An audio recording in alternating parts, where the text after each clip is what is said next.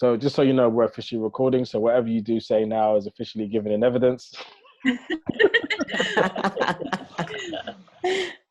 So welcome to the Dope Black Dad podcast. My name is Marvin Harrison. I'm here today for a very special podcast. I am here with some people that I very much love, like, and have desired to speak to for a period of time. So it's a very joyous occasion for me.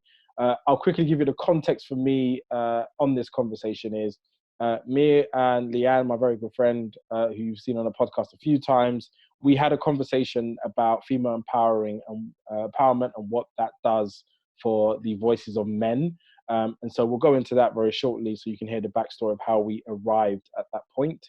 And then we realized that as much as men in the open say that they don't feel that there is an impact between women's voices and empowerment and how they feel that they can speak in public, as soon as we asked, are there any questions that you would like to ask Black women anonymously, there was a stream of questions in a very short period of time. So I have enrolled these wonderful women to answer these questions on behalf of Black men from all walks of life, mainly Dope Black Men and Dope Black Dads on Facebook and WhatsApp. So I'm going to start, but very quickly, just to say we have Nkechi with us, who's like my spiritual guidance and very good friend, someone I love very much. We have Dominique, who I originally met as a pro-Brexit supporter and conservative, but then has become someone that I've agreed with on a few more subjects than I would consider and has a really interesting point of view. So I wanted her with me today. We have Leanne, Dr. Leanne Levers, so I have to keep putting it there, who I met about a year ago, but has become ingrained in my circle also founder of Dope Black Women UK. And then we also have Genelle, who's a journalist, a very good friend. We're building our friendship. It's very early, but I'm working on it. And we're going to be working together going forward on a few different things. So you'll see that coming down the line. So thank you all for joining me. So Leanne, do you just want to quickly recap the scenario you found yourself in where the topic kind of arose from? Yeah, so I mean, just to give a quick synopsis, I am in the process of moving home, and within that, I've been having many conversations with people, mostly men, who have indicated that they feel silenced by, not just dope Black women, but actually just female empowerment generally. And women have said that as well, actually, that they don't really, they're not, a few women have said that they don't agree with feminism generally. And more specifically, there was an instance where I was on Twitter and I responded to somebody's comment, and because they didn't agree with my opinion around their comment or my interpretation of their comment, which the issue was kind of surrounding domestic violence, they just kind of slated me, insulted my intellect, told me to. Could you give some context as to what that is? Context? Well, let's keep it spicy. This is Twitter, so I assume it's something hugely articulate. So there is a dancehall artist, a female dancehall artist named Ishano, who was in a relationship with another dancehall artist or a prominent dancehall figure, and their relationship was very abusive. So the person who tweeted posted a video of Ishano with some very controversial lyrics.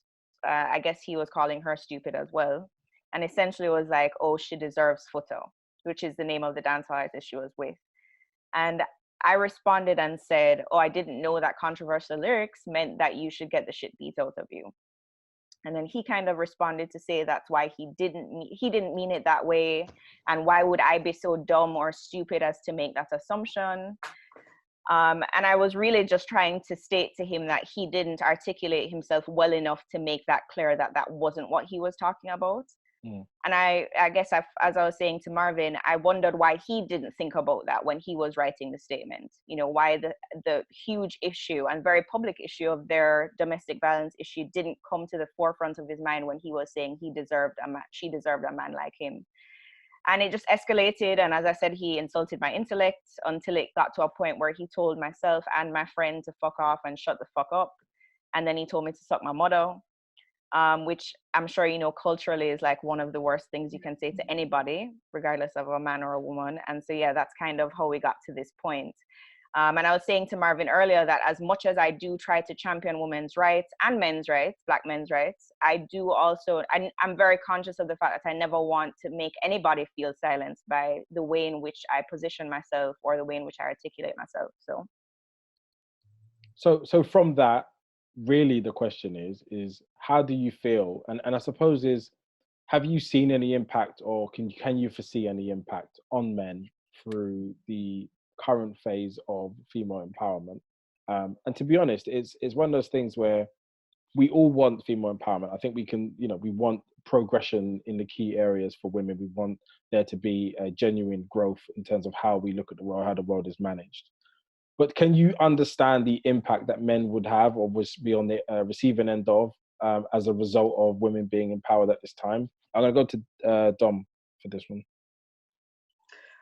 One of the main things that spring to mind is the topic of abortion. Now, I know that abortion's like a very controversial topic, more so in like America, for example, but it is an important one, I think, generally. And I think when it comes to female empowerment, I think sometimes the conversation can go from, helping women feel empowered to essentially shutting down male voices. So, for example, people that say that, men can't have an opinion on abortion because they don't have children, which I think can be counterintuitive because it takes two people to have a child. So I think men can have an opinion and should have an opinion about abortion, for example. But just generally in terms of female empowerment impacting men, I think it also depends on what you believe female empowerment is, because it can mean different things to different people. So it depends on what you view it as. And how far down the line do you see men's views being able to be involved in something like abortion? How much of a say is it? How far can it go? Because ultimately it's a woman's body and there is that argument. But how far can it go? I think they should have an equal say, in my opinion. I don't think they should have more of a say than women.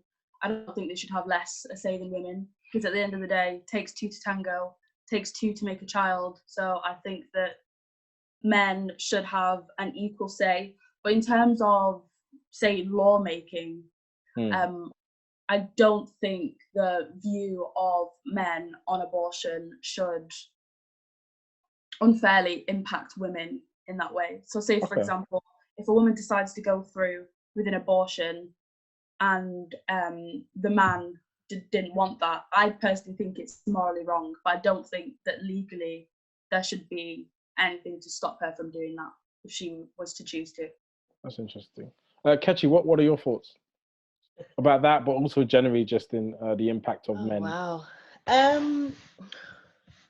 In general, I feel like it's actually about the way that men feel about themselves, because the impact of a woman empowering themselves, if a man is centered within himself, then any form of empowerment by his counterpart shouldn't be a silencing tool or felt like it was going to impact on them. Because for me, the men that I know, the strong men that I know, just wouldn't view my voice to silence theirs. So therefore, for me, I think it would be about possibly looking about how those men feel about themselves. And looking in the mirror and looking at themselves and saying, well, what is this about? Why am I feeling silenced, impacted by a woman having a voice or being viewed as equal to me? So I suppose I'll extend one of the views from one of the guys is, if we are saying that ultimately the world is being delivered by men and driven by men and made around men, that doesn't necessarily apply to all men.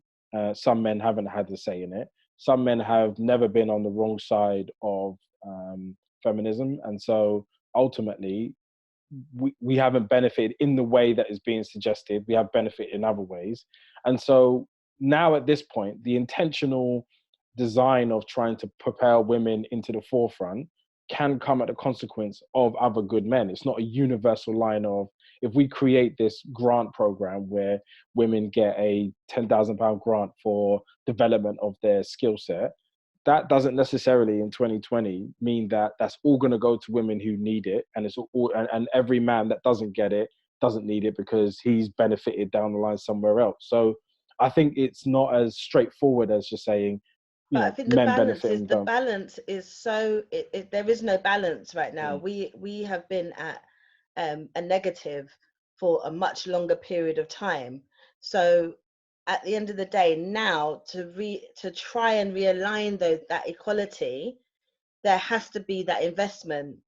Mm. So of course, not every man's going to have benefited from a grant, a this, a that, but just from unfortunately from the fact that he is a man. So if I'm Leanne and I'm a doctor, and then there's Joe and he's a doctor, right? Leanne may have had to work a lot harder to establish herself because she's a female within a male-dominated field, for example. Yeah. So when another girl comes up, Dominique, yeah, she needs to be given an additional funding, additional support to get to the level that Joe's got to, just because Joe is in a male-dominated industry. So what I'm saying is, if the balance is so uneven and has been so uneven, that ultimately there has to be investment in women coming to the forefront and equality. You know, I mean, if we can't get equal pay still, I mean, what's happening here? So then does that still work out in terms of, if you break it down from gender into race, into socioeconomic background? Because some would argue that white women have benefited from the structure more than black women have, for example. Percentage-wise, the data will say that BAME, although I don't like the term, but BAME people are more disadvantaged than not. So how do you break it down, the age, the regionality? So someone from Manchester versus London, if it's that level of application of funding and support, then it's not only data-led or insight-led, but it's also situational based. So it could apply to anybody, but you have to fulfill certain quotas. So I know the BBC now, when you apply for a job there, they ask you, do you have two parents? What did your parents do? Where are your parents based? Like that kind of questions, because it's really trying to level out the playing field. Right. Genelle, do you have a view at all? No, yeah. I mean, I think when it comes to men feeling that women's empowerment is disempowering them, I think a lot of that has to do with, if someone has 100% or say 90% of something, and now we're trying to make it more 50-50. Well, even though you're taking away maybe just 40% and they've still got 50%, for them that feels like a loss, because they had all of that before and now they have less. So I think that's why some men do feel like it's disempowering to them, because they're seeing it as some kind of pie that's now being divvied up in a different way, which means they have less. But the reality is, it doesn't really quite work that way, because like you said, there's so many other factors that come into it. So that woman getting that job potentially that a man thinks he should get, well, he might not have got that job anyway. There might have been another man that was better than him. And so it's not really a like for like, but I think because we have these discussions in such a binary way, it can be really hard for us to have the discussion well in a way that allows people to see it's so much more nuanced than just because women are having more, now you've got less. But I think that's sometimes how it's seen. Yeah, so I get that perspective. So I think my view is very much for, there should be more female CEOs, there should be more female leaders of countries. That makes logical sense. I think where the challenge comes is then when there is a fund created. So within my business, for example, they will create a women's breakfast meeting thing where women go off and have a conversation on their own together, or have some speakers in to talk about how to be leaders in the workplace. Now, that's not creating and taking from somewhere else. That's creating a whole new thing to cater for women under this guise that they need to be leaders. And I'll be honest, I've never received leadership training in my life. I'm winging it, just probably like most other people are. I would have loved to have had the leadership training too. Does that change the landscape of No, what it you're seeing? doesn't, because as a man, you're more likely to get that job anyway than a woman. So in the sense, and men are often viewed on their potential, whereas women are viewed on their experience. So women are more likely to need a women's breakfast to learn from another female leader who's then going to champion that person, because it is more likely that a man's going to get the job anyway. So these spaces have only ever been created because men have much more informal ways and access to speaking to other men about leadership, the pub after work, golf, all those different spaces where all those conversations happen, where often women are not invited or don't feel welcome. So we've had to create our own ecosystems to allow us to be able to just be on a equal footing, and like was just said, double the footing, so we can just be in the same place. And so in your view, it's about all women and all men. There is no breakdown further of the type of women and the type of men that have benefited and not benefited. You have to think about, I think class is such an important factor that doesn't get talked about as much. And you was kind of speaking about that with the BBC and the way they're doing it, because they're looking into, okay, well, there are some women who will have had more of a leg up than a man, because she might have more money or come from a family that has a family name that she's benefiting from. So it's never that binary. But I think in general, we can look at the figures and see there's a mass inequality on gender lines. Men are benefiting. Yeah. So I think there was a comedian, I think it was Dave Chappelle, who said white women have been a part of the heist. They just now don't like their cut. Could anyone speak to that statement or that view? Well, I was just reading an article earlier today that spoke to the fact that actually in the States, at least, white women are the most, benefit the most from affirmative action, but they're also the biggest opponents of it. And I think that speaks perfectly to what Dave Chappelle said, is that, you know, I think people, or I don't want to specific to white women, but, you know, I think people are quite happy to accept the benefits of something, but refuse it on the principle if it's still benefiting people who they deem less important than them or less equal to them. And so, yeah, I definitely agree with that. Cool. Anyone else? I don't really get the statement. So what was he trying to say, that white women have?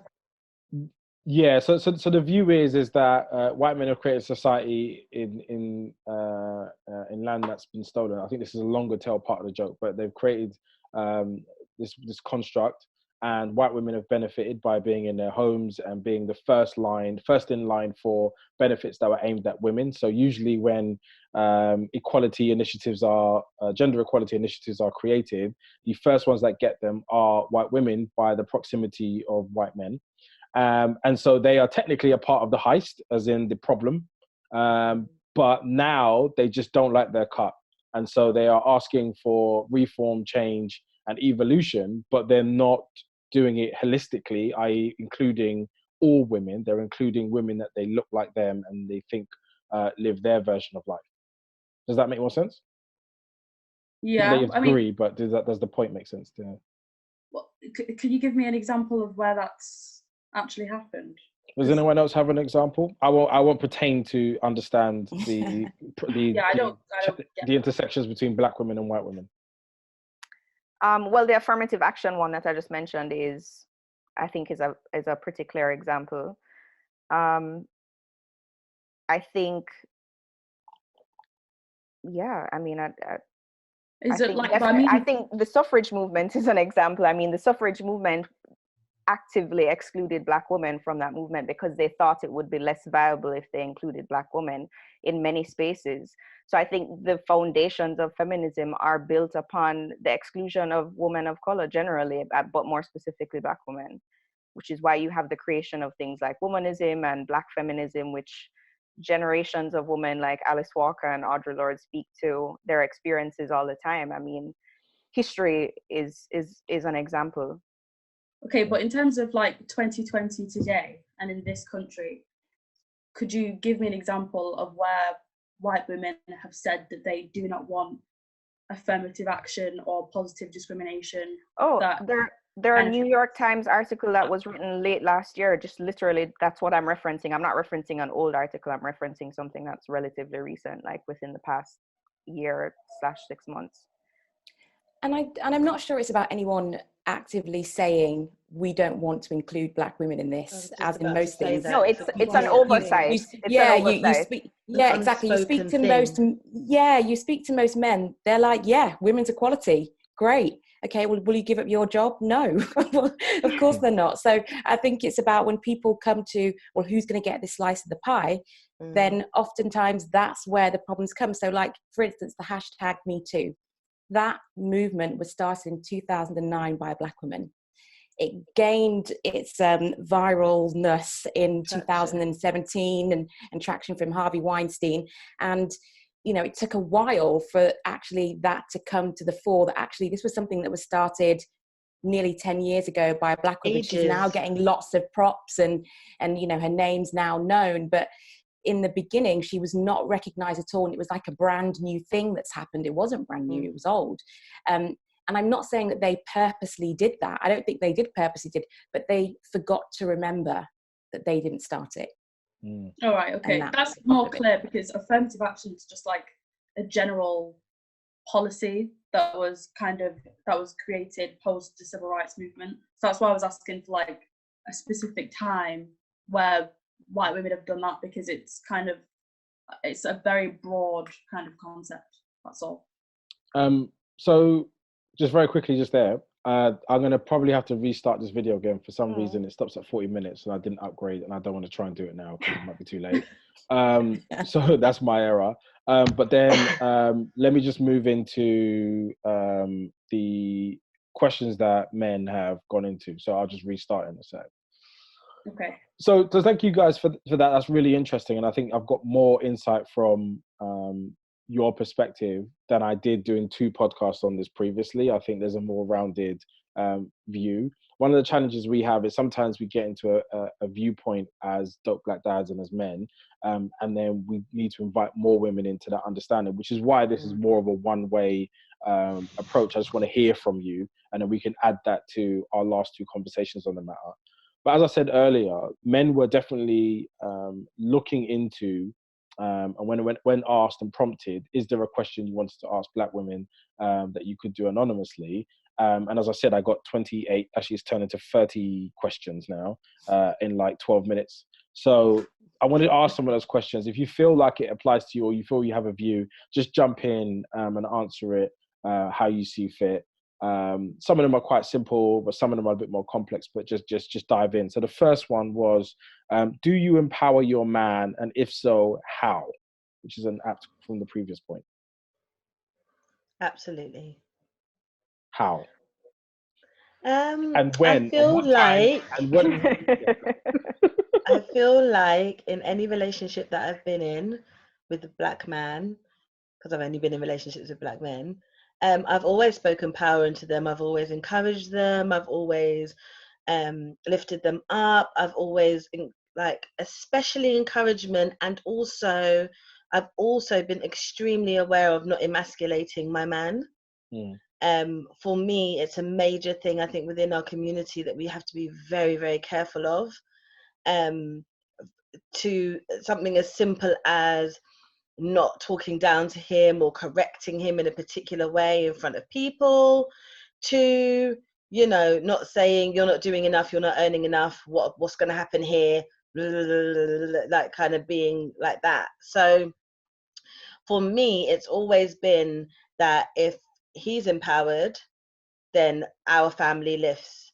If he's empowered, then the relationship lifts. And that's part of my job as a dope Black woman within a relationship. I think that's a major responsibility that we have, and I think we need to respect it. Cool. Anyone else? Cool. The next one is, do you trust your man's dream, and how do you approach your next 5 to 10 years together? And that can be hypothetical or literal. Actually, yeah. Oh, I was just going to say, I don't have a boyfriend, but I would say that I do kind of prefer ambitious men. So if my man were to have an ambition, then I would support him wholeheartedly to do that and pursue it, because I feel like it's important to have a partner that encourages you and supports you no matter what you want to do. And I obviously would have my own ambitions and the things that I'd want to do. So in terms of like approaching that in the next 5 to 10 years, I'd kind of see it as a way to work together and move together up instead of it being kind of a competition, which I think sometimes it does come into when it comes to men and women in a relationship. Because I feel like men a lot of the time often feel intimidated by women that are more ambitious than them. So yeah. What was the bit about trust, Marvin? Because I think that's a really key point there. You said something about trust. Do you trust your man's dreams, i.e. the direction he wants to take the family in, and how do you approach your next 5 to 10 years together? I think probably in a lot of relationships that trust is not there. I don't think women, I'm not going to speak for every woman, but I think that especially ambitious, motivated women may listen to a man's dream. This may be unpopular, but may listen to the man's dream, but may feel like he needs support in executing that, and may take the reins in certain aspects to ensure that it is executed. I think that's the realest thing I could say. It's to be true. Wow. Cool. And what do you reckon has driven that? Is that always been the case, or I feel like in a different era we would have, you know, a man would have driven the vision for the family. Somewhere there's been a breakdown. Is there a catalyst or a moment or a transition that you can identify? I would love to be able to identify a moment, but I do think that my generation and the generation before me, which will probably be my mother's generation, were empowered with more education, were empowered with the idea that you could buy a house by yourself, you can do all these things by yourself, whereas the generation before that, that being my grandmother's generation, they couldn't even sign a mortgage. So it just, with time and the development of what we're able to do as women on our own, I think that might have been where the turn occurred. I'd say that in like male and female relationships, I'd say that kind of overtly the man has had more control financially in terms of like the immediate direction of where the family goes. But socially, I feel like women have always had that kind of influence on the internal kind of runnings of a household and the direction that takes.